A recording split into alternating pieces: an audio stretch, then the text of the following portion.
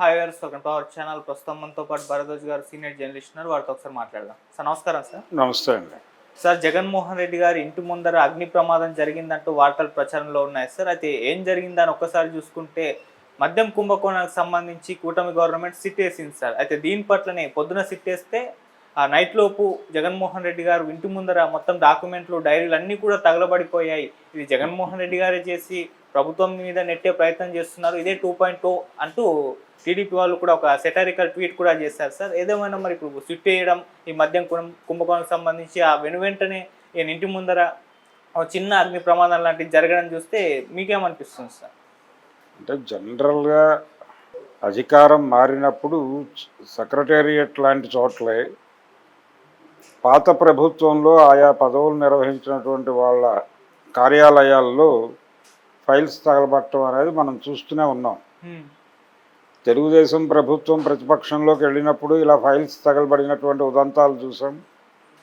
అలాగే వైసీపీ ప్రతిపక్షంలోకి వెళ్ళినప్పుడు కూడా ఇలా ఫైల్స్ తగలబడినటువంటి సందర్భం చూసాం. కాబట్టి ఇది ఒక ట్రెడిషన్గా కొనసాగుతోంది. ఏదైనా ప్రమాదం ఉందనుకుంటే కనుక ఆధారాలను కాలు రాసేస్తే సరిపోతుంది అనే అభిప్రాయంతో చాలామంది అగ్నిదేవుడిని ఆశ్రయించి తమని తాము కాపాడుకుందామని ప్రయత్నం చేస్తున్నారు. అంటే నిప్పులో కడిగినటువంటి సత్యం అని మనకు ఒక పాత ఇది ఉంది, నానుడి. అలా సత్యం కోసం,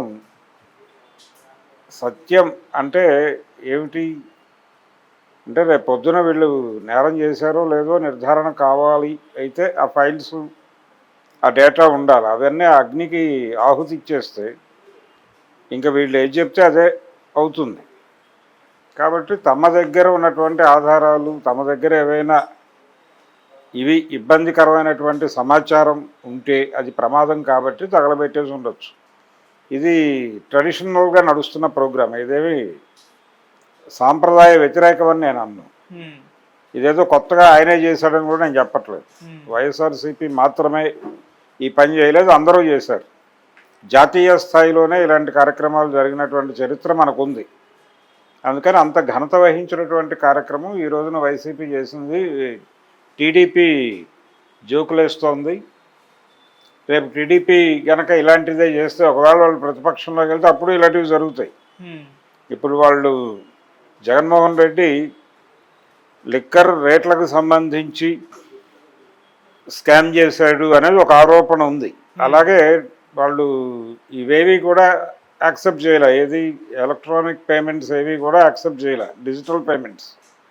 డిజిటల్ పేమెంట్స్ అవి కూడా యాక్సెప్ట్ చేయకుండా కేవలం క్యాష్ అన్నారు. ఈవెన్ అంటే కార్డులు కూడా యాక్సెప్ట్ చేయలే. ఓన్లీ క్యాష్ మీద నడిచింది వ్యాపారం. అది వాంటెడ్గా ఎందుకు నడిపారు అనేది అందరికీ తెలిసిన విషయం. చంద్రబాబు నాయుడు గారు వచ్చిన తర్వాత ఆ పరిస్థితి తీసేసి ఏదైనా పేమెంట్ చేసుకోండి అన్నారు. ఇప్పుడు అప్పట్లాగా గవర్నమెంట్ అవుట్లెట్లు కాదు, ఇప్పుడు రకరకాల కొంచెం ఫ్యాన్సీ అవుట్లెట్లు వచ్చినాయి.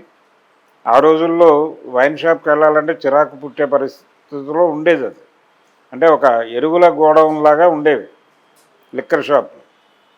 కొంచెం చిరాకుగా వెళ్ళి మందు తీసుకుని పక్కెళ్ళి ఎక్కడో తాగేవాళ్ళు జనాలు. ఇప్పుడు పరిస్థితి ఏంటంటే చంద్రబాబు గారి రాజ్యంలో మంచి వైన్ షాప్స్ వచ్చినాయి. కొంచెం కాసేపు దానిలో స్పెండ్ చేసేలాగా ఉన్నాయి ఇప్పుడు వైన్ షాపులు. అలా కొంచెం మోడల్గా డిజైన్ చేయటం. మరి వీళ్ళందరూ కాంట్రాక్టులు ఎవరిచ్చారు? వీళ్ళందరికీ ఆ అలాట్మెంట్స్ పొందడానికి వాళ్ళు కొంత డబ్బులు ఖర్చు పెట్టుకుని ఉంటారు కదా ప్రభుత్వానికి. ఇవన్నీ కూడా వచ్చే ప్రభుత్వం హయాంలో వాళ్ళు టార్గెట్ చేసి మాట్లాడతారు. అందుకని అప్పుడు అక్కడ తగలబడతాయి ఫైల్స్. ఈరోజు ఎక్కడ తగలబడ్డాయి, రేపు అక్కడ తగలబడతాయి. కాబట్టి ఫైల్స్ తగలబట్టడం అనేది కామన్. ప్రతి ఒక్కరు వీళ్ళు గొప్పోళ్ళు, వాళ్ళు ఫైల్స్ తగలబెట్టారు కాబట్టి వీళ్ళు గొప్పోళ్ళని, ఆయన మీద కేసు పెట్టారు కాబట్టి వీళ్ళు గొప్పోళ్ళని, ఆయన అధముడని అనుకోవడానికి లేదు. ఇది ఎవరొచ్చినా ఇలాగే జరుగుతుంది. ఢిల్లీ లిక్కర్ కుంభకోణానికి చంద్రబాబు గారు చేస్తున్న దానికి సారూప్యం ఉంది. అదేమో ఎన్డీఏ ప్రభుత్వ సారథ్యంలో నడుస్తుంది కాబట్టి అవేం పట్టించుకోవట్లేదు ఎవడు.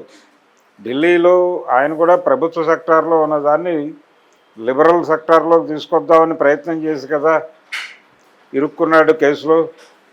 మరి బాబు గారు ఎందుకు ఇరుక్కోలేదు, కేజ్రీవాల్ ఎందుకు ఇరుక్కున్నాడు అంటే ఇక్కడ వారి ఆశీర్వాదం ఉంది కాబట్టి జరగదు, అక్కడేమో ఆశీర్వాదం లేదు కాబట్టి జరుగుతుంది. అది వాంటెడ్గానే జరిగింది, టార్గెట్ చేయాలని చేశారు.